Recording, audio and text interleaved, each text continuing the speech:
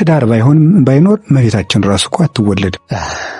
የትዳር ውጤት ናት ክርስቶስ። ስለዚህ እሷ ባትኖር ደግሞ ከየት ይወለዳል? የሴት ልጅ ትክክለኛ መልኳ እሺ ነው። እሺ የምትለው ከሆነ ከዚህ በኋላ ሁሉን ነገር ባሪያ ሆኖ ልክ እዚህ በገመድ እንደሚጎተት በግ እንደፈለገች ማዘዝ ትችላለች ማለት ነው። ሴት ወንድ እንደሚወዳት እርግጠኛ ከሆነች የሚፈልገውን ሁሉ ትሆናለች። በነገራችን ላይ በቤተ ክርስቲያን ትምህርት በተማርኩት መሰረት ለፍቅር ዋጋ የሚከፍል እንደ ሴት ያለ የለም። ምክንያት ፈልጎ መኖር ነው እንጂ ምክንያት ፈልጎ መፋታት ልክ አይደል። እግዚአብሔር ትንታችን ኢንቴንሽን የሚባለውን ጭምር ነው የሚያየው፣ ውስጥን ጭምር ነው የሚያየው እንጂ ዝም ብለን የምናደርጋትን ብቻ የሚያይ እንደኛ ዝም ብሎ አይደለም። የምናደርግባትን ምክንያት ብልጣብልጥነታችን ጭምር ያውቃታል እሱ። ዓይን የተባለች ሚስት ናት። ብታሰናክልህ ማለት የጽድቅ እንቅፋት ከሆነችብህ በቃ አትጾምም አንተም አትጾም፣ አትጸልይም አንተም አትጸልይ የምትል ገንዘብ ልትሰጥ ለድሃ አይሰጥም።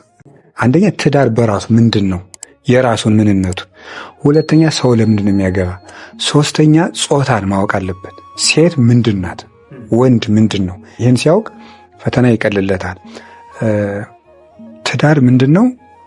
የክርስቶስና ቤተክርስቲያን ምሳሌ፣ የመለኮትና የተስሪት ምሳሌ፣ የራስና የሰውነት ምሳሌ፣ የእነዚህ ሁሉ ምሳሌ ነው። አንድ ሰው ሚስቱን ቢፈታ ወይም አንዲት ሴት ባሏን ብትፈታ መለኮትና ተስሪት ተለያይተዋል ብሎ መካድ ነው ማለት ነው። የዚያ ምሳሌ ስለሆነ ማለት ነው። የመለኮት ገንዘብ ለስጋ ነው፣ የስጋ ገንዘብ ለመለኮት ነው። ይሄ ነው ተዋህዶ ማለት።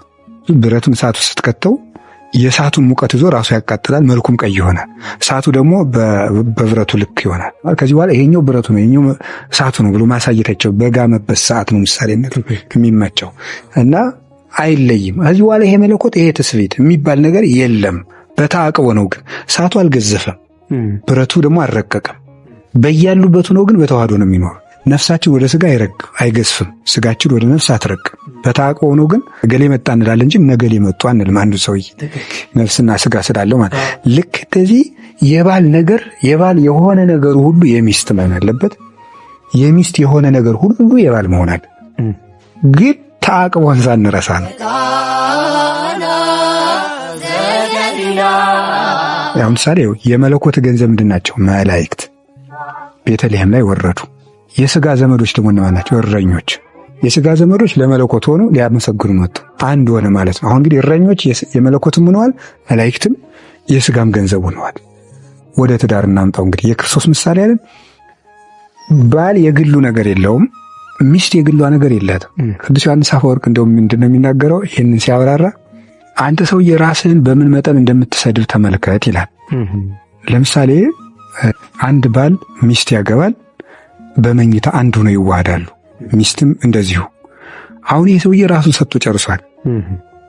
ራሱን ሰጠ። እንግዲህ ከኋላ ሴትዮ የማታውቀው አካል የለውም። ከፍጥረት ሁሉ ትልቁ ማን ነው? ሰው። ከዛ ገንዘብ ግን የግልህ ብታኖር ራስህን ልብስህን አውልቀህ ሰጥተሃታል። ሳንቲም ግን አሰጣትም። ስለዚህ ሳንቲሙ ካንተ ይበልጣል ማለት ነው። ያኛው ነው የሚበልጠው። ራስን አረከስከው። በዚህም አንቺንም እንደዛው ሴቷንም እንደዚህ ነው የሚላል።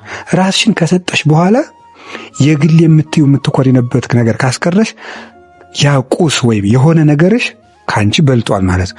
ራስን ማዋረድ ነው። ጥርጥሩንም ደግሞ ያመጣል። አንቺ ሴት ራሱን ከሰጠሽ በኋላ ሳንቲም አይሰጠኝም ብለሽ ለምን ትጠረጥሪዋለሽ?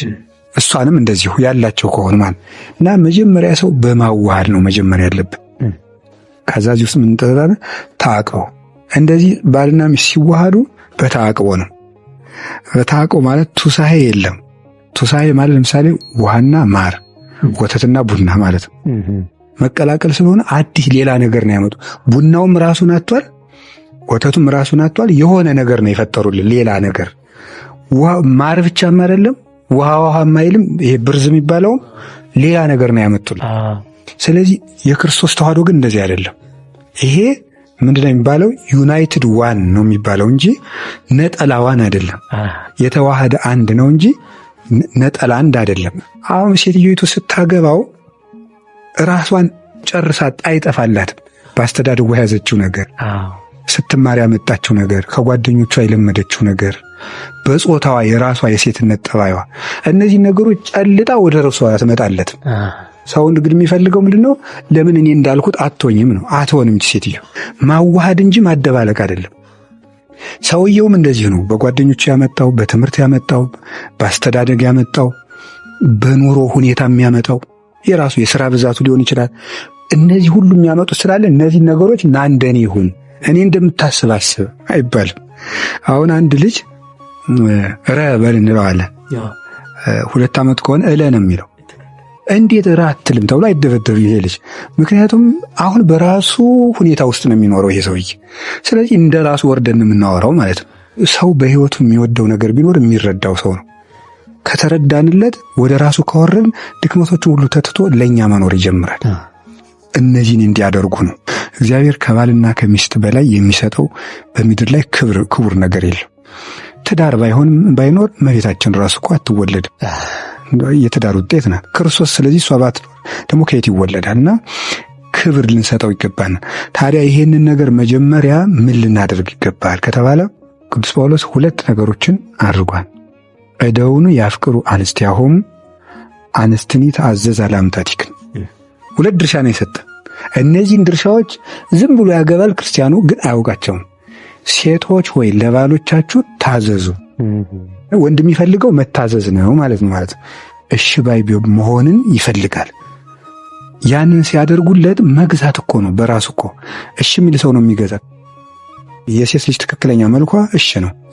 እሺ የምትለው ከሆነ ከዚህ በኋላ ሁሉን ነገር ባሪያ ሆኖ ልክ እዚህ በገመድ እንደሚጎተት በግ እንደፈለገች ማዘዝ ትችላለች ማለት ነው።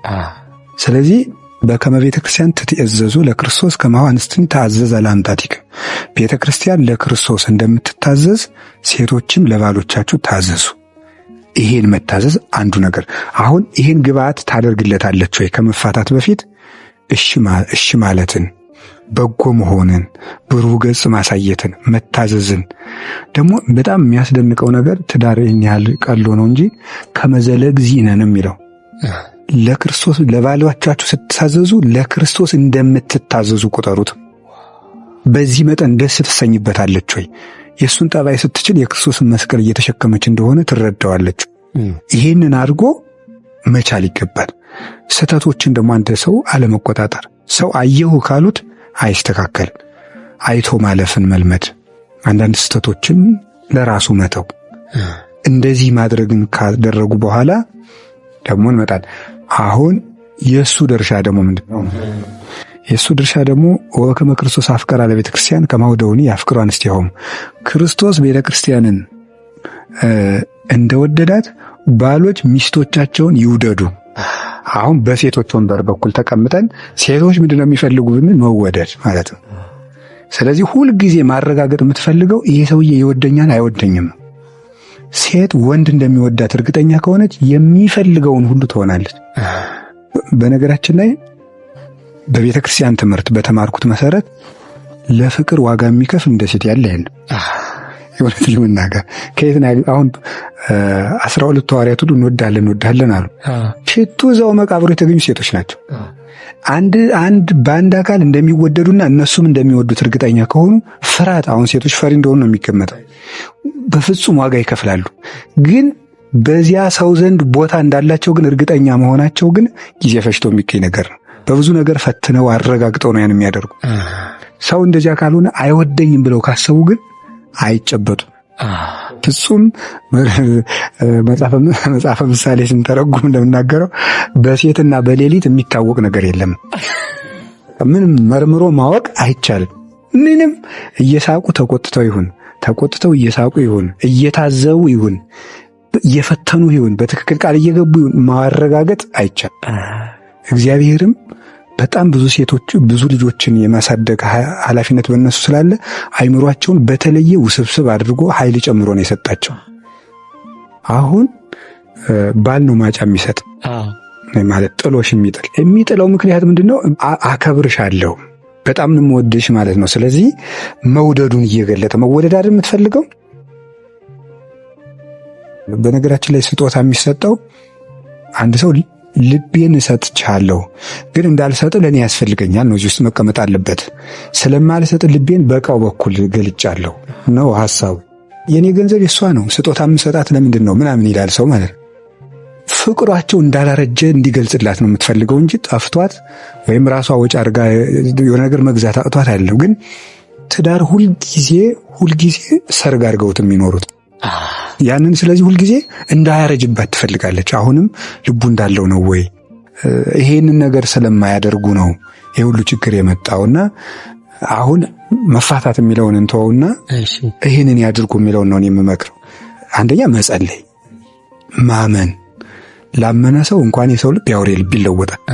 ዳንኤል እኮ ያውሬ ልብ ተለውጦለት ወዳጅ አድርገውታል። ትክክል። የባለቤቴን ልብ እለውጠዋለሁ ብላ አምና መጸለይ ያለበት። ይሄ ጠባዩ በፍጹም የሱ አይደለም፣ ድሮ አላውቅበትም፣ አጋንንት ናቸው እንደሚያደርጉን። ሁለተኛ መረዳት ጥሩ ነው። እኔ መረዳት የሚባለው ነገር ምንድነው? ሰው ለምን ይሳሳታል የሚለው ማወቅ። አጋንንት ናቸው እንደሚያሳስቱት።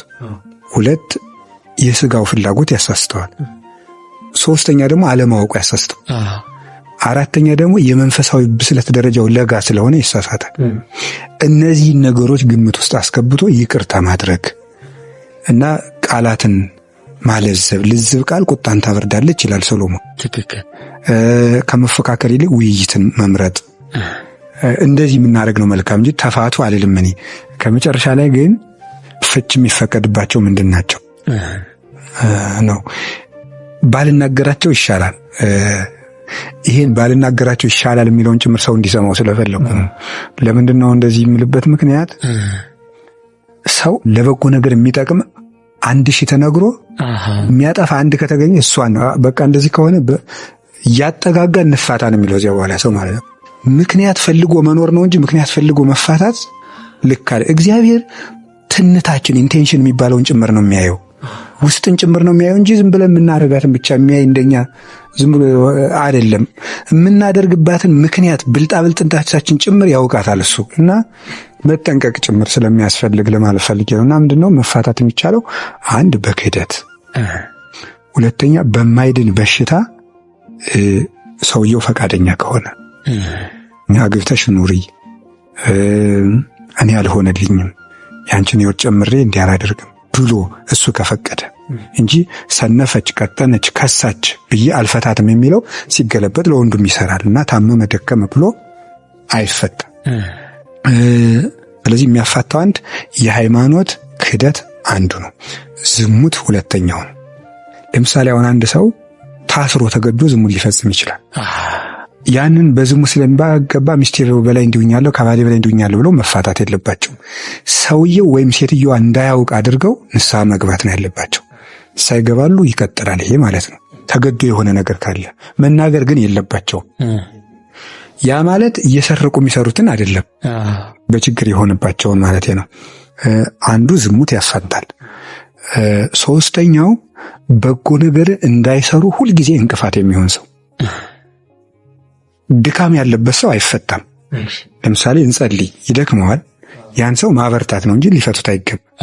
ግን ሴትዮቱ ልጹም እያለች ባይጾም አንሶ ከኔ ጋር ካልፈላሽ አንቄ ነው የምጥል የሚል ቤተክርስቲያን ትሄጂና እግርሽ ነው የምሰብረው የሚል ሰው ካለ እንደዚህ አይነት በጎ ነገርን ራሱ ከመስራት አንሶ የማያሰራ ሰው ይፈታል።